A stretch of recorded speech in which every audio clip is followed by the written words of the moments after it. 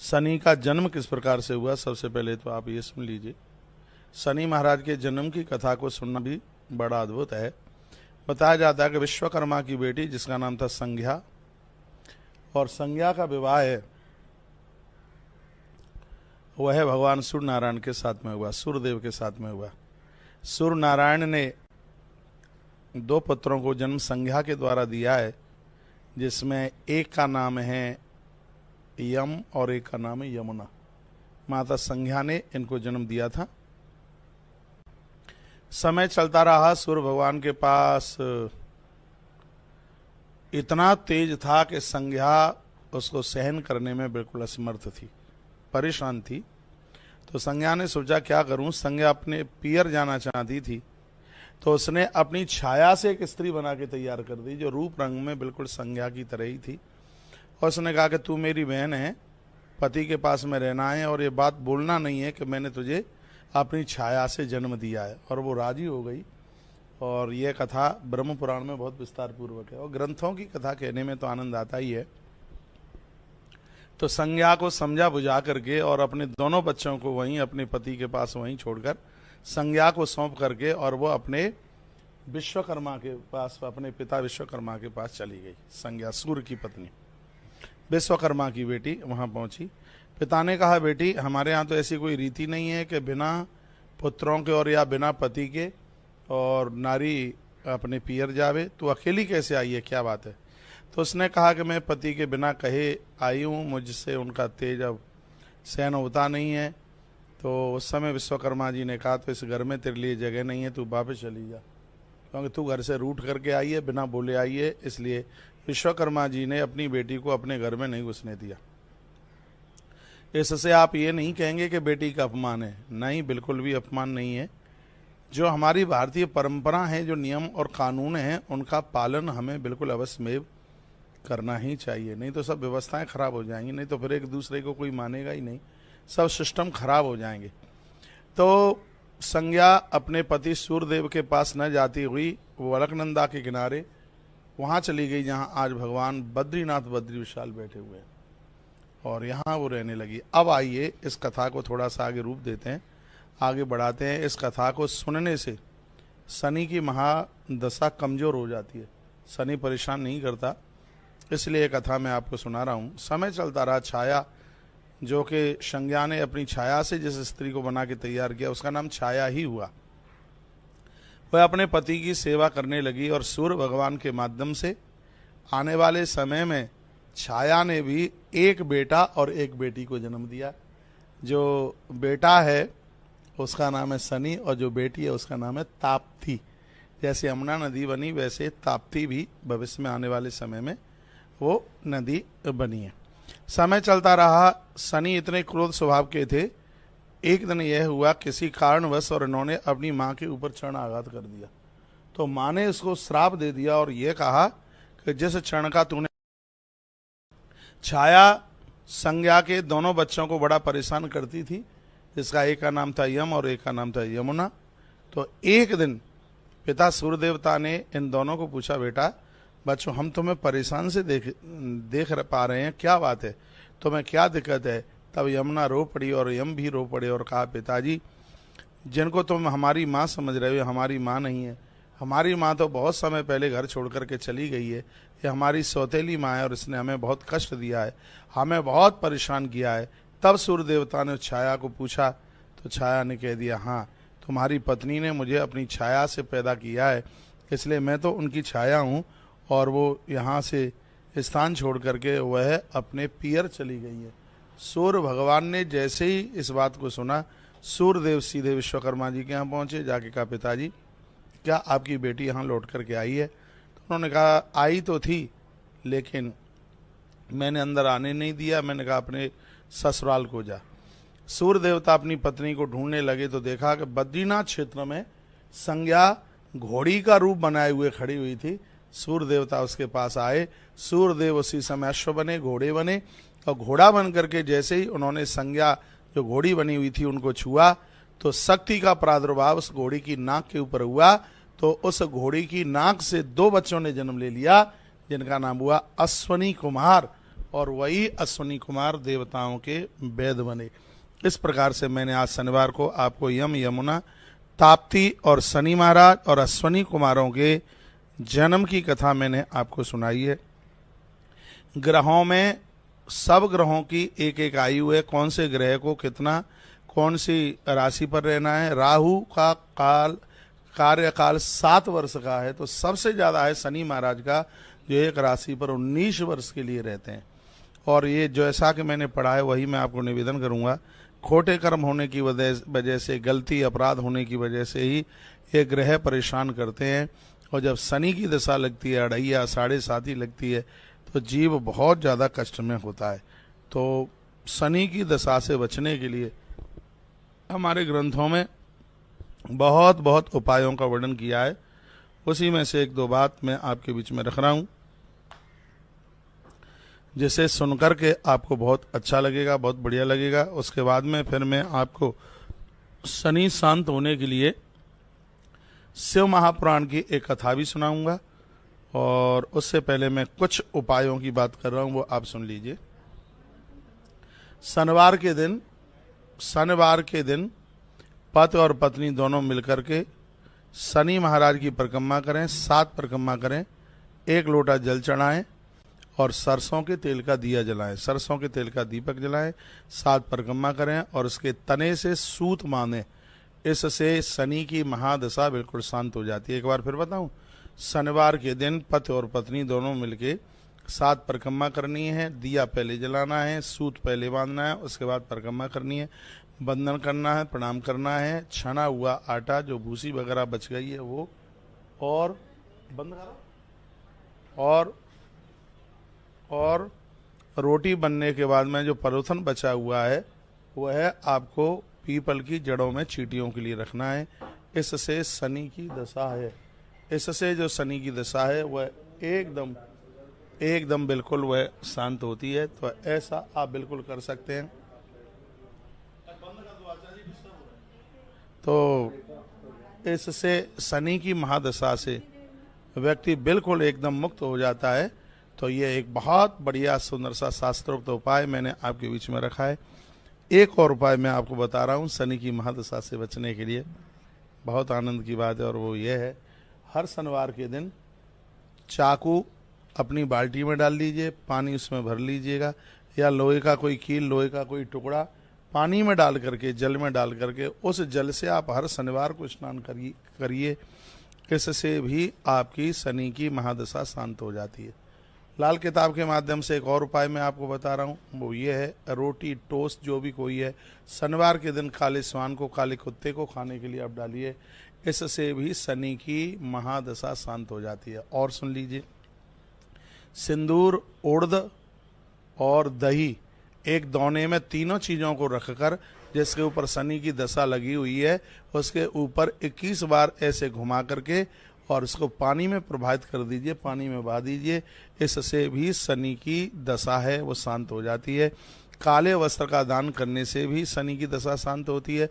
लोहे का दान करने से शनि की दशा शांत होती है। सरसों के तेल का दान करने से भी शनि की दशा शांत होती है। उड़द का दान करने से भी शनि की दशा शांत होती है। एक अगला उपाय और मैं बता रहा हूँ, जिसको छाया पात्र दान कहते हैं। कांसे के पात्र में सरसों का तेल भरिए शनिवार के दिन, उसमें जिसको ये दशा लगी है उसका प्रतिबिंब उसको दिखवाइए, फिर उसी तेल को आप पीपल के वृक्ष के नीचे जाकर के डाल दीजिए। इससे भी शनि की दशा एकदम बिल्कुल शांत हो जाती है। तो आज मैं आपको शनि महाराज के जन्म की कथा और शनि के दोष से बचने के लिए, उनके क्रोध से बचने के लिए, उसे एक दिव्य बात मैं आपके बीच में कर रहा हूं, जो कि आपको सुनने में बहुत अच्छा लग रहा होगा।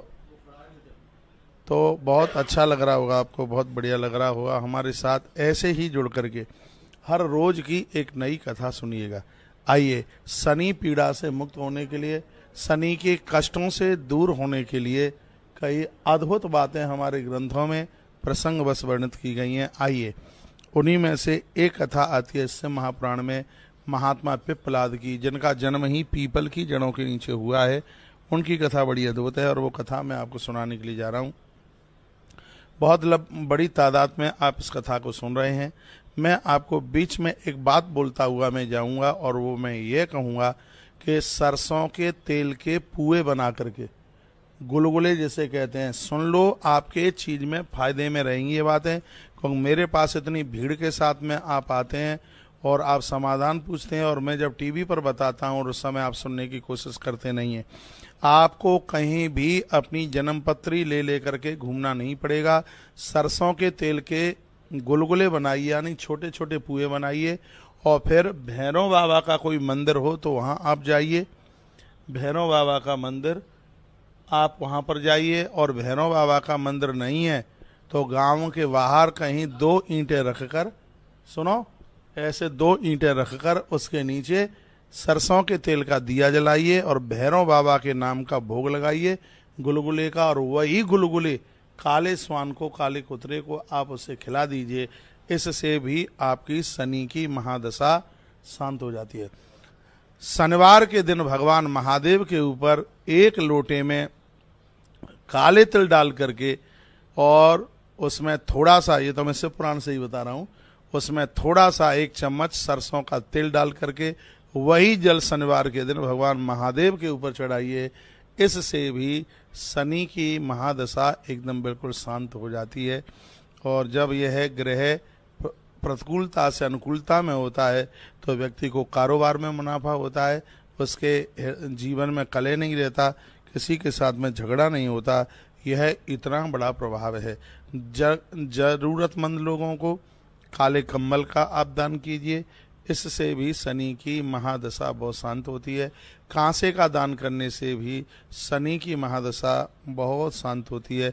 शनिवार के दिन काले बछड़े का दान करने से भी शनि की महादशा एकदम बिल्कुल शांत होती है। तो आइए, मैं और शनि पीड़ा से बचने के लिए जो हमारे ग्रंथों में जो अद्भुत उपाय बताए गए हैं, और वह चर्चा भी मैं आपके बीच में कर रहा हूँ, जिसको सुन करके आपको बड़ा मलूक लगेगा, जिसे सुन करके आपको बड़ा अच्छा लगेगा। कथा आती है कि एक बड़े अच्छे संत हुए थे जिनका नाम था दधीची, उनकी पत्नी का नाम था सुवर्चा। दोनों में बड़ा स्नेह था, दोनों में भारी प्रेम था। और हुआ ये कि उन दिनों में वृत्रासुर का जन्म हुआ था। वृत्रासुर ने इंद्र के ऊपर चढ़ाई करी है, और इस वृत्रासुर को समाप्त करने के लिए ही इसको जीतना बड़ा मुश्किल हो रहा था। जब ये देवता बार बार पराजित हो रहे थे वृत्रासुर से, तब वो नारायण के पास पहुंचे। भगवान नारायण से कहा, प्रभु इस युद्ध को जीतने के लिए कोई उपाय बताइए। भगवान ने कहा, इस राक्षस को तुम जीत नहीं पाओगे, यदि इसको जीतना चाहते हो तो मृत्यु लोक में आप जाइए, उस अरण्य में जाइए जहाँ ब्रह्मा जी का, सुनिए, जहाँ ब्रह्मा जी का चक्र शांत हुआ था, उस जगह को आज नैमिषारण्य के नाम से जानते हैं। भगवान नारायण ने वहीं पर भेज दिया देवताओं को, कहा कि वहाँ एक तपस्वी महात्मा रहते हैं जिनका नाम है दधीची। वो भगवान महादेव के परम भक्त हैं, महामृत्युंजय का जप करते हैं, इसलिए उनकी हड्डियां वज्र की तरह हो गई हैं। तुम उनके पास जाइए और उनसे हड्डियों का दान मांगिएगा, और जब वो हड्डियां आपको मिल जाएं तो फिर उन हड्डियों को लेकर विश्वकर्मा जी के पास जाना।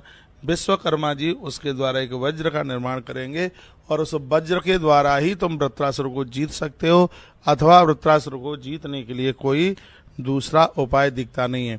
इस कथा को सुनने से शनि की अड़ैया और 7.5 शांत हो जाती है, इसलिए आप जरूर सुन लीजिएगा, जरूर सुनिएगा। बहुत अद्भुत कथा है, और श्री शिव महापुराण की भावी कथा, और आज शनिवार के दिन मैं आपके बीच में परोस रहा हूँ।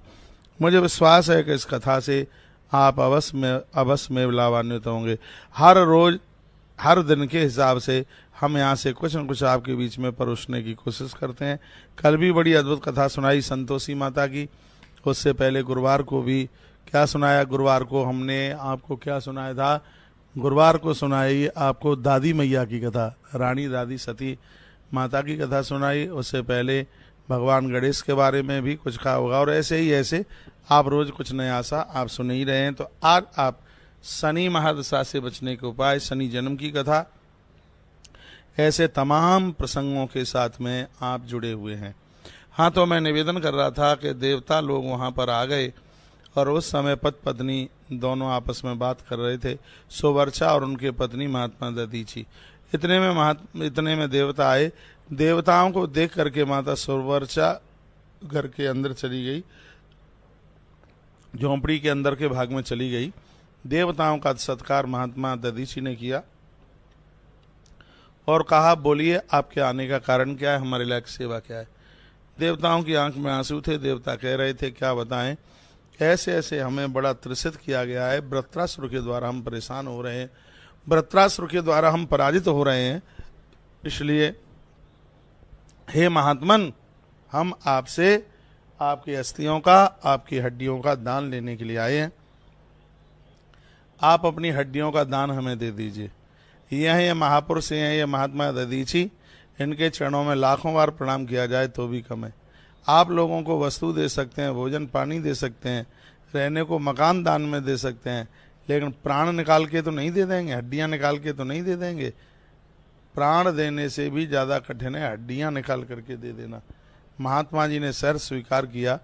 उसी समय देवराज इंद्र ने गाय का वेश बना करके चमड़े को महात्मा के शरीर से अलग किया, अस्थियां हड्डियां ले ली। वहाँ तो कोहराम मचा था, सब रुदन कर रहे थे और महात्मा लोग और देवता लोग इन अस्थियों को, हड्डियों को लेकर के बस जाना ही चाहते थे।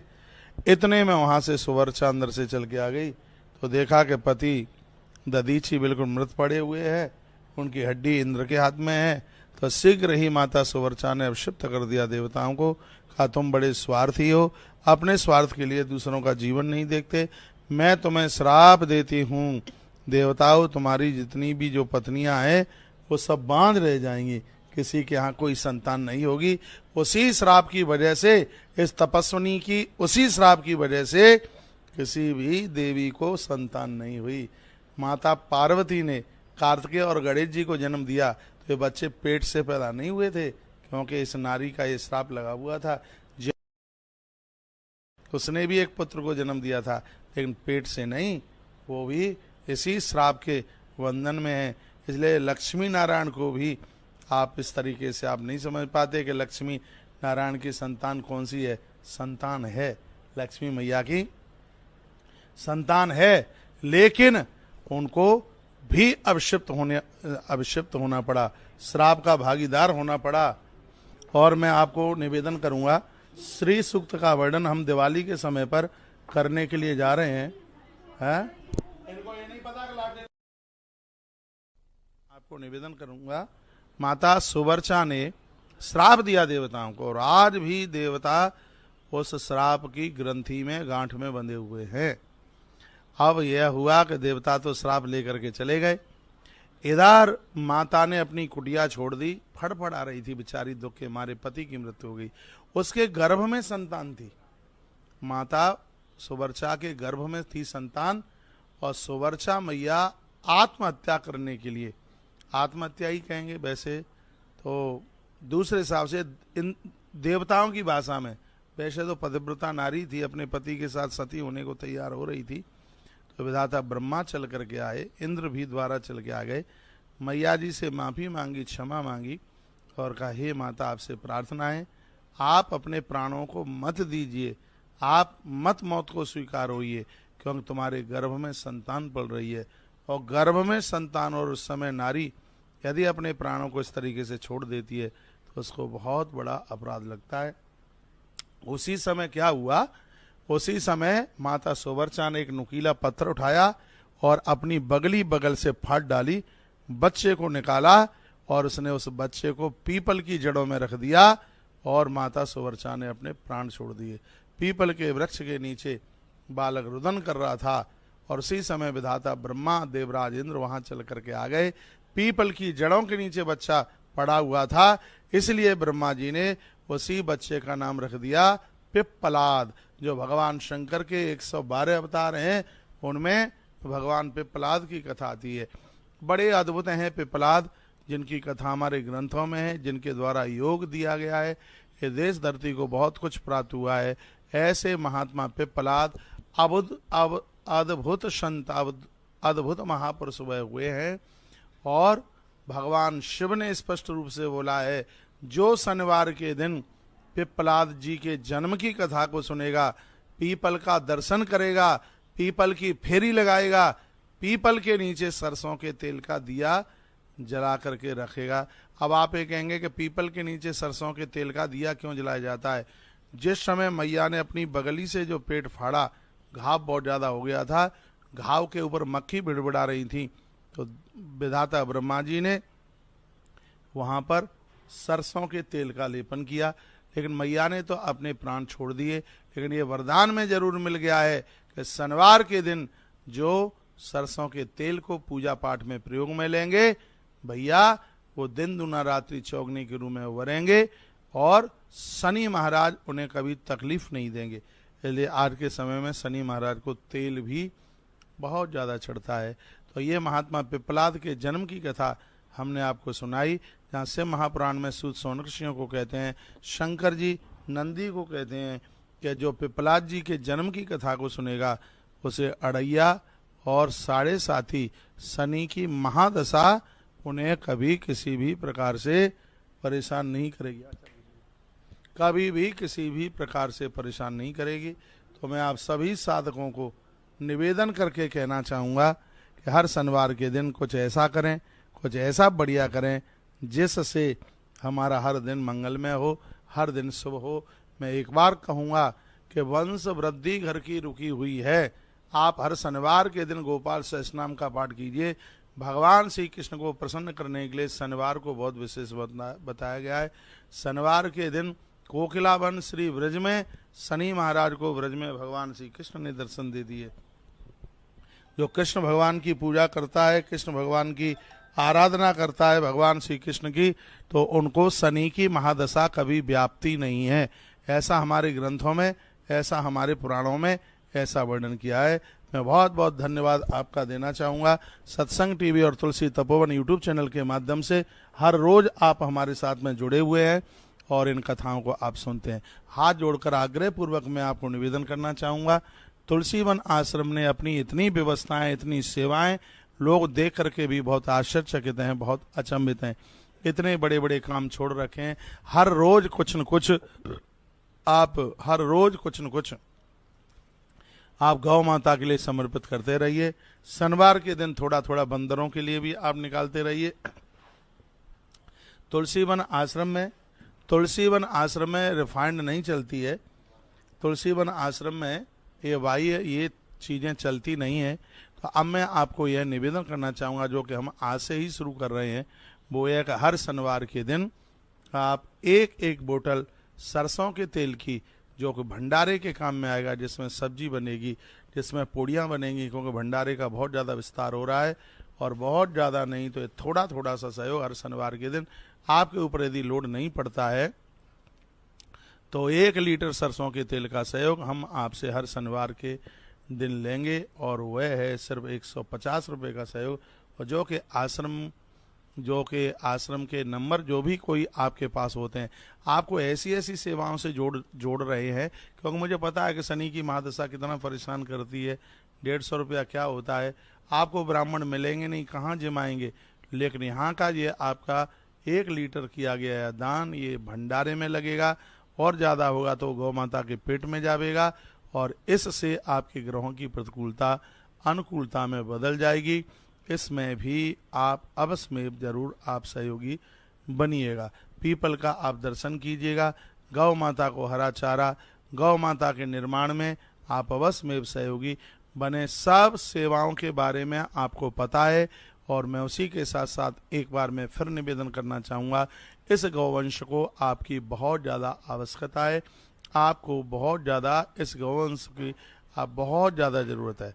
कल से एक इतना बड़ा हॉल 30 फुट चौड़ा और 400 फुट लंबा, आचार्य जी, छोटे छोटे बच्चों के लिए वो बनाया जा रहा है 30 बाई 400 का, जिसमें हीटर लगा करके, गर्मियों में ऐसे कूलर लगा करके, जिसमें उन बच्चों की बिल्कुल मृत्यु ना हो, उनको कोई दिक्कत, उनको कोई परेशानी ना हो।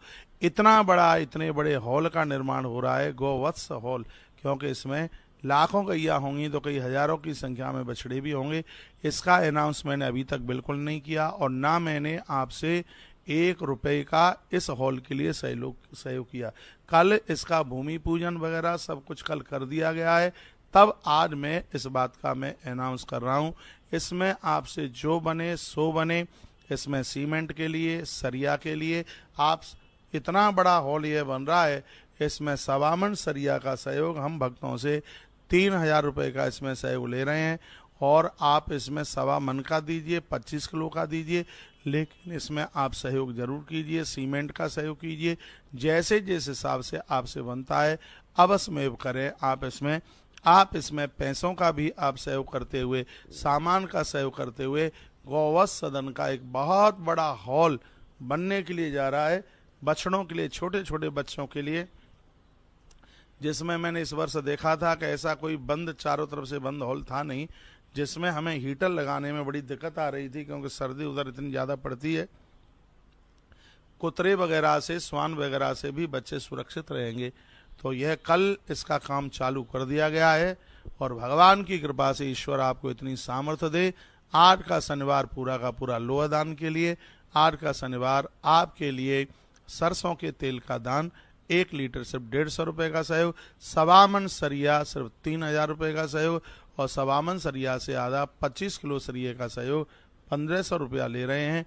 और आपसे जो जितना बनता है 1 कुंटल सरिया का, मैं तो कहूँगा आपकी बॉडी का जितना वजन हो उतना सरिया का दान कर देना। और ये इतना सुंदर हॉल बन रहा है, सैकड़ों वर्षों तक गौ माता के बच्चे इसमें आनंद लेते रहेंगे। दिवाली पर आप आएंगे, गोपाष्टमी पर जब आप आएंगे तब इस हॉल का आप दर्शन करेंगे। तो आप अवश्य में इसमें जरूर सहयोग करें। आपने इतने सहयोग करे हैं तो उसमें और भी अपने आप हाथ जरूर बढ़ाइए। आश्रम के सभी नंबर चालू है। मेरा नंबर जिनके पास में है, पेटीएम में जमा करते हुए रसीद मेरे पास भेज दीजिएगा। और मैं स्थानीय लोगों को जो इधर उधर मुझे सुन पा रहे हैं, आज यहाँ पहुँच रहे हैं, वो भी यहाँ पहुँचकर गौ माता के 1000 गौ सदनों में 7,000 रुपये का निर्माण में सहयोग, गौ माता के 108 गायों के भोजन में 6,000 रुपये का सहयोग, गौ माता की गौ अक्षयव्रती सेवा में सिर्फ 21,000 रुपये का सहयोग करते हुए ये पुण्य कमा लें। कैंसर हॉस्पिटल की चर्चा बहुत बार मैंने आपके बीच में की है, जिसके लिए एक बड़ा अद्भुत काम किया जा रहा है, उसमें भी आप अवश्य में जुड़िएगा। उसमें भी निर्माण में 5100, 11,000, भूमि में 5100, निर्माण में 11,000 और 21,000 रुपये का सहयोग लिया जा रहा है। उसमें भी आप अवश्य में जरूर सहयोगी बने। अब बहुत जल्दी रामेश्वरम का भी आश्रम बहुत जल्दी आरंभ होने के लिए जा रहा है, उसमें भी 1,11,000, ये 1,11,111 रुपये, 1,11,111 रुपये का भक्तों से सहयोग लिया जा रहा है। उसके भी निर्माण में 11,000 रुपये का सहयोग लिया जा रहा है। जहाँ जैसे आपकी व्यवस्था बनती है उस प्रकार से आप जरूर जुड़ें। आज मैंने एक प्रमुख अनाउंस किया है, छोटे छोटे गौवत्स सदन के निर्माण के लिए। पहले भी हमने गौ सदन उसमें बड़े बड़े बछड़े रहते हैं, लेकिन ये बिल्कुल छोटे नवजात जो अभी अपनी माँ का दूध ही पी रहे हैं, रात्रि के लिए उनके लिए व्यवस्था। इसके लिए आज तक हमने दूध पीने वाले बच्चों के लिए, जब से गौशाला बनी है, हमने किसी से 1 रुपये का भी सहयोग लिया नहीं है। पहली बार मैं खाटू श्याम बाबा की धरती से मैं आपको अनाउंस कर रहा हूँ। और आप ये सोच लेना कि खाटू श्याम भगवान के नाम पर हमने गौ माता के छोटे छोटे बच्चों के लिए ये सहयोग कर दिया है। इसमें तो आप हमें सीधा लोहे की जितनी कीमत बैठ रही है उतना आप जमा कर दीजिएगा। तो इसमें 25 किलो लोहा 1,500 रुपया, सवामनी का बड़ा महत्व होता है, इसलिए सवामन लोहे का सहयोग सिर्फ 3,000 रुपया है।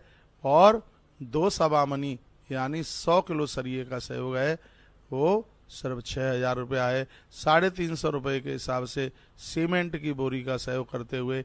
और मैं आपको निवेदन करना चाहूँगा, दिवाली से पहले यह हॉल बन करके तैयार हो जाएगा। इतनी जोर से कल इसमें काम छोड़ रखा है।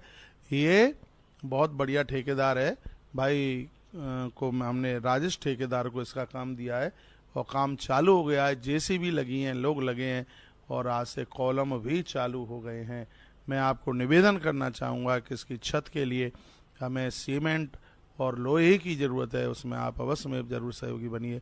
मैं आपसे अपने लिए ना 1 रुपया मैंने कभी मांगा, ना मांग रहा हूँ और ना कभी मांगने वाला हूँ।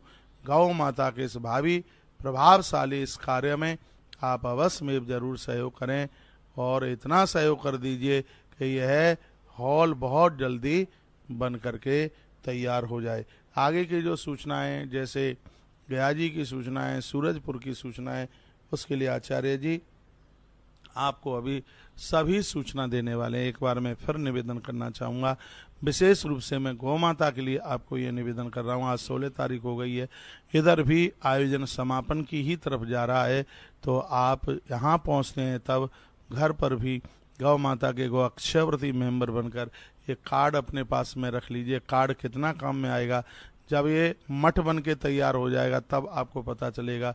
ये कार्ड आपके पास में होगा तो यहाँ रहने के लिए आपको जगह मिलेगी। ये कार्ड आपके पास में होगा, आप ब्रज 84 कोष यात्रा में आते हैं तो 2 लोगों की सहयोग राशि उसमें 30,000 रुपया ली जा रही है, लेकिन जिनके पास में गौ अक्षयव्रती कार्ड है उनसे 2 लोगों की सहयोग राशि सिर्फ 27,500 रुपया ही ली जा रही है। और हर कार्यक्रम में ये इतना बड़ा डिस्काउंट, इतनी बड़ी छूट होती है। तो आप जहां मुझे बाहर सुन पा रहे हैं, आप आश्रम के नंबरों पर जुड़ते हुए एक 21,000 रुपये का सहयोग करके गौ अक्षयव्रती कार्ड प्राप्त कर लीजिए। इसमें सबसे बड़ा बेनिफिट ये है कि 1.25 सेर भूसा पर डे गौ माता के पेट में आपके परिवार की तरफ से जाता है। तो यह एक बहुत बड़ी सेवा है, एक बहुत बड़ी व्यवस्था है। 1 लाख गायों की चर्चा करना ही में ही आश्चर्य लगता है, तो 1 लाख गाय जिस जगह पर होगी कितनी बड़ी बात होगी। कल आचार्य जी बोल रहे थे कि 1 लाख गायों को मुंह से बोल देना और करना, ये दोनों में बहुत बड़ा अंतर है कि भगवान की कृपा से ही सब हो रहा है। मैं भोर में लगभग 3:45 बजे का जगा हूँ, तब से लेकर के अभी तक लगाई हूँ। किसी न किसी प्रकार से इस कार्य को सफलता मिल जाए, इस कार्य को हम आगे बढ़ा सकें, इसमें आपके सहयोग की आवश्यकता है। आप यहाँ आ रहे हैं, दवाई, सालराम, शंकर जी सब प्रसाद यहाँ प्राप्त हो रहा है। मैं कल दोपहर 1 बजे तक आपके बीच में हूँ। 1 बजे तक, कल दोपहर 1 बजे तक ज़्यादा से ज़्यादा संख्या में पहुँचिए, यहाँ कथा सुनिए, यहाँ से प्रसाद लेके आइए। प्रार्थना है आपसे घर से पराठे बांध करके न लाएं। यहाँ अखंड भंडारा चल रहा है, सुबह से लेकर के रात्रि तक चलता है। प्रसाद आप यहीं पाइएगा, भले ही आप खाटू के किसी भी कोने में रुके हैं, आपको प्रसाद यहीं आकर के लेना है। आज कथा में सुदामा चरित्र तक पहुंचने की कोशिश करेंगे। कल भगवान का विवाह हो नहीं पाया है, लेकिन आज विवाह भगवान का जरूर हो जाएगा। आप सब यहाँ पधारिए और पूरे आयोजन का भरपूर आनंद लीजिए। आइए, आचार्य जी सबसे पहले आपको पेटीएम नंबर देते हैं, तो सरसों के तेल के लिए भी वो भी सहयोग राशि न भूल जाना। और आज हमने विशेष रूप से आपसे लोहे के दान में 1.25 मन ही तो आपसे लोहा मांगा है। डॉक्टर्स लोग इतना ले जाते हैं, इसमें क्या है 3,000 रुपये का ही तो सहयोग है। ये 3,000 रुपये का सहयोग आनंद कर देगा। आज गौवत्स सदन में हमने आपसे 3,000 रुपये का जो सहयोग मांगा है, इसके प्रसाद में हम भगवती राधा रानी प्रसाद रूप में आपको राधाष्टमी पर उनका अभिषेक करके ये प्रसाद में आप प्रदान करने के लिए जा रहे हैं। आप वृंदावन पहुंचते हैं तब भी भगवती राधा रानी आपको प्रसाद रूप में मिलेगी। बस रसीद अपने पास में रखिएगा, ये बोल दीजिएगा कि हमने गौवत्स सदन के हॉल के निर्माण में हमने 1.25 मन सरिये का सहयोग किया है। आप 1.25 मन सरिया सहयोग कीजिए, भगवती राधा रानी प्रसाद रूप में आपके पास पहुंचेगी। ये मैया जी की बड़ी कृपा है, गौ माता की कृपा है। ये गैया मैया की कृपा के बिना ये बिल्कुल संभव नहीं हो सकता। आज शनिवार की कथा और शनि महादशा से बचने के काफ़ी उपाय मैंने आपके बीच में रखे हैं, आपने पूरे सुने हैं, इसके लिए आपके लिए बहुत बहुत धन्यवाद। ऐसे ही हमारे साथ जुड़े रहिए, तो आप आश्रम के नंबरों पर जुड़ते हुए और ये सौभाग्य कमा लें। आइए, अब मैं कुछ शनि महाराज की आपको मैं कुछ बात करता हूँ। शनि का जन्म किस प्रकार से हुआ, सबसे पहले तो आप ये सुन लीजिए। शनि महाराज के जन्म की कथा को सुनना भी बड़ा अद्भुत है। बताया जाता है कि विश्वकर्मा की बेटी जिसका नाम था संज्ञा, और संज्ञा का विवाह है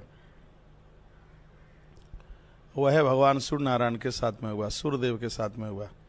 सूर्य नारायण ने 2 पुत्रों को जन्म संज्ञा के द्वारा दिया है, जिसमें एक का नाम है यम और एक का नाम है यमुना।